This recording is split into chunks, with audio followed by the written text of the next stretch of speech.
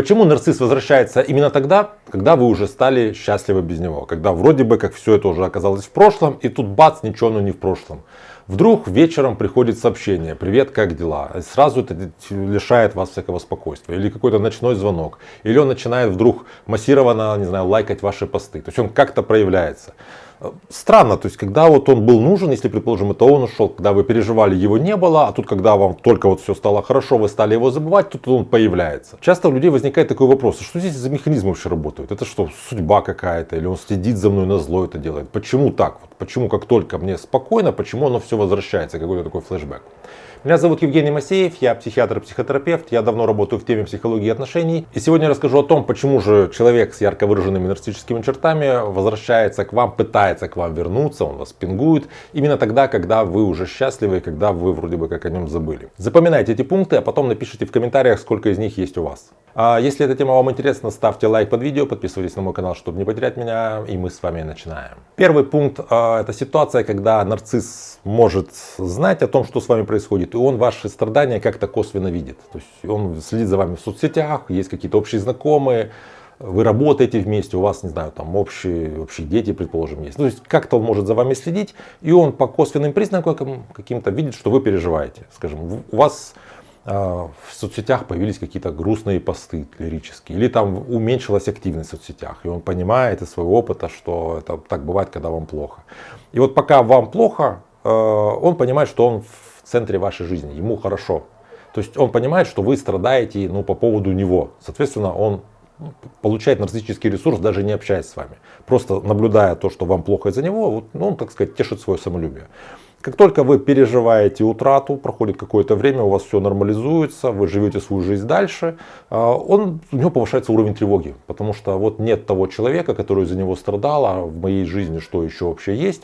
И из-за того, что вы были последним человеком, от которого он получал вот это вот внимание, какое-то признание, вообще нарциссический ресурс, то он, соответственно, так вот неосознанно к вам старается как-то и вернуться. Он начинает появляться, писать вот эти вот сообщения, там, привет, как дела и так далее. Грубо говоря, начинает вас пинговать. Вторая ситуация бывает, если вы, предположим, после расставания заблокировали нарцисса, или у вас нет никаких вообще пересечений, он не знает, что с вами происходит. В таком случае нарциссу очень важно получать нарциссический ресурс где-то в другом месте. Что такое нарциссический ресурс? Это все вот это вот внимание, какое-то признание окружающих людей, то есть ему нужно от кого-то это получать. Но у людей с ярко выраженными нарциссическими чертами, вообще в структуре нарциссизма, из-за этой перенесенной нарциссической травмы, есть очень много такой подавляемой тревоги, которая время от времени прорывается, и вот в такой момент он может захотеть прощупать, а может ли он вообще к вам вернуться. То есть он может стараться вроде бы как вернуться к вам, не имея вообще цели к вам возвращаться. Есть, я знаю, такие примеры, когда, скажем, женщина рассказывает, что там рассталась с мужчиной с нарциссическими чертами, какое-то время прошло, он ей пишет: привет, как дела? Она его игнорирует, он еще раз пишет, она опять игнорирует, потом он там как-то подбирает ключи, что-то таки пишет, она ему отвечает, и он пропал. Непонятно, что писал, что хотел, в чем дело. Он прощупать, есть ли там возможность как-то вот что-то сближаться, о чем-то говорить. Если мне там отвечают, все окей, но потом оставлю, пока мне не надо. Третий пункт. Это ситуация, когда очень большая разница между тем, как вам было плохо, когда вы были разбиты в конце отношений, и то, какая вы, когда вы восстановились. Это касается женщин, знаете, у которых вот высокий уровень такой социальной активности, у которых много каких-то ярких целей, которые они с высокой эффективностью достигают, у которых, скажем, на работе все хорошо, там, в учебе какое-то хобби, социальное окружение. И у таких женщин у них есть такое, определенная обратная сторона медали вот этой такой успешности и какой-то вовлеченности в социальные процессы. Это когда женщина встречает мужчину с нарциссическими чертами и сталкивается с какими-то первыми проблемами в этих отношениях, проистекающими из нарциссической организации этого человека. Она экстраполирует свою эту вот успешность, скажем, на работе и в других каких-то сферах в отношения и старается в этих отношениях как бы тащить на себе. Она очень долго безуспешно старается наладить отношения, которые наладить невозможно, понятно. И в результате в конце оказывается истощенной, что у нее сужается круг интересов, сужается круг общения. Она в принципе истощена, потому что очень много сил. Очень долго она не замечала невозможность в этих отношениях вообще нормально с человеком встретиться и поговорить. И вот она выходит из отношений в ситуации, когда вот нарцисс ее помнит в конце, когда она для нарцисса мало социально привлекательна. Она как бы такая истощенная, как вот, выжатая в плане какого-то ресурса. Потом, спустя какое-то время, женщина восстанавливается, приходит в свою поргу, так сказать, то есть такая, какая она и была. Она опять, у нее опять активные социальные какие-то взаимодействия, не знаю, там, на работе она чем-то занимается, путешествует, вот все как раньше было. И если нарцисс вдруг где-то ее замечает, то, конечно же, она в этот момент очень для него ценна, и он старается вернуться всеми силами, потому что он видит, что она опять стала ценной для него так, как было это в начале, когда он ее первый раз увидел. Четвертый пункт. Это ситуация, когда нарцисс понимает, что вам лучше, чем ему. То есть он не может эту ситуацию вообще допустить, чтобы вам было лучше, чем ему после расставания. Предположим, такая ситуация. Вы расстались с мужчиной с нарциссическими чертами, и после расставания он не смог найти себе вам замену. То есть он вот находится в какой-то ситуации, да, он как-то получает нарциссический ресурс где-то от каких-то окружающих людей, но рядом с ним нет этой женщины, которая бы вот ему потакала, которой бы он мог эмоционально управлять, и ему от этого плохо. Но он себя успокаивает какой вот мыслью, что да, мне сейчас плохо, но и ей, вам, то есть, тоже плохо, потому что я помню, как мы расставались, ей было плохо при расставании, и от того, что ей плохо из-за меня, мне как бы уже не так плохо. Ну и, соответственно, есть мужчины, особенно если у них вот этот нарциссизм по типу скрытого нарциссизма разворачивается, то он, в принципе, очень долго может находиться в ситуации, когда я сейчас страдаю из-за женщины, что подтверждает мою идею, что все женщины, они приносят только страдания, вот я же прав. И она страдает. И поскольку она страдает, то и как бы мне и хорошо. Я же знаю, что она из-за меня страдает. То есть, если у женщины ничего не меняется, то для такого мужчины, в принципе, очень долго может быть, и нормально, нахожусь в такой ситуации. Она оправдание моих страданий.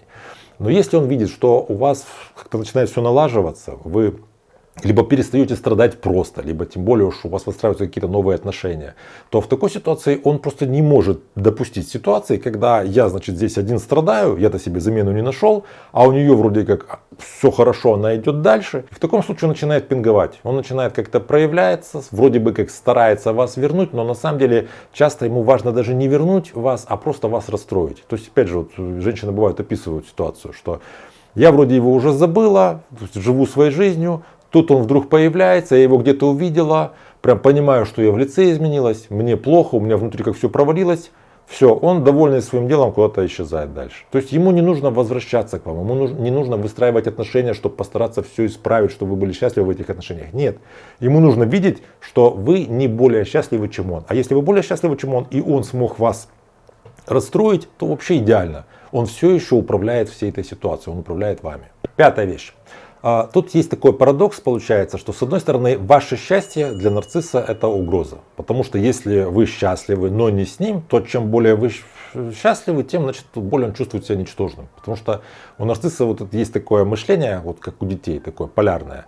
Если тебе хорошо, мне плохо. Ты хороший, я плохой, ты плохой, я хороший. Вот так вот оно работает. Соответственно, с одной стороны, ваше счастье его, оно как бы ранит, триггерит.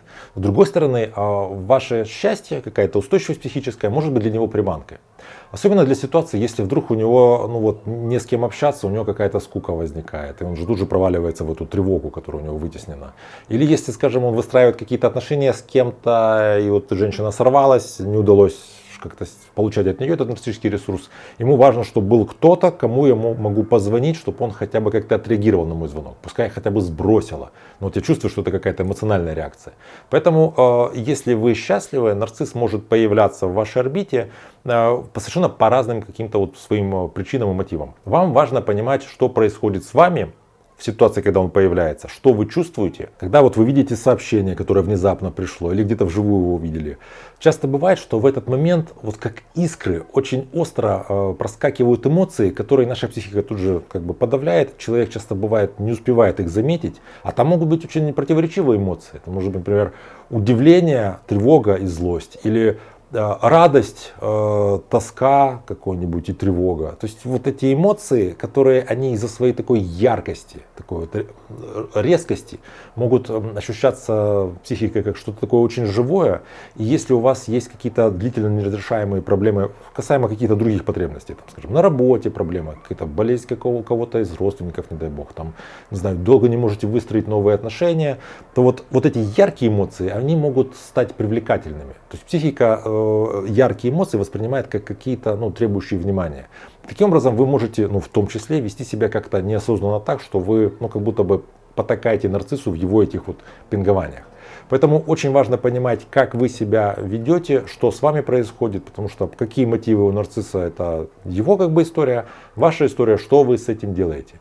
Закрыта ли ваша дверь, или вы там приоставили какую-то щелочку, что происходит с вашими психологическими границами, можете ли вы остаться максимально, интактны и непоколебимы в ситуации, когда он пытается к вам вернуться, если вы, конечно, этого хотите. Если вы хотите с этим разобраться, вы можете записаться ко мне на консультацию. У меня под видео есть ссылка. Я работаю с людьми из разных стран. Пишите мне, мы с вами там договариваемся. Также поделитесь в комментариях, сколько из этих 5 пунктов вы нашли у себя. И были ли у вас такие ситуации, если у вас был такой личный опыт, когда вы после того, как расстались с человеком с нарциссическими чертами, вот вроде бы вам все хорошо, и вдруг тут он появляется, и что в этот момент с вами происходило? Вам было появился и до свидания, поезд ушел, или наоборот как-то вас это цепляло, или как вы реагировали. Я вам буду благодарен, если вы поделитесь своим опытом, потому что это очень важно для других зрителей этого видео в частности. Если это видео вам понравилось, ставьте лайк, также подпишитесь на мой канал, чтобы не пропустить следующие мои видео. Берегите себя и своих близких, и до встречи в следующих выпусках.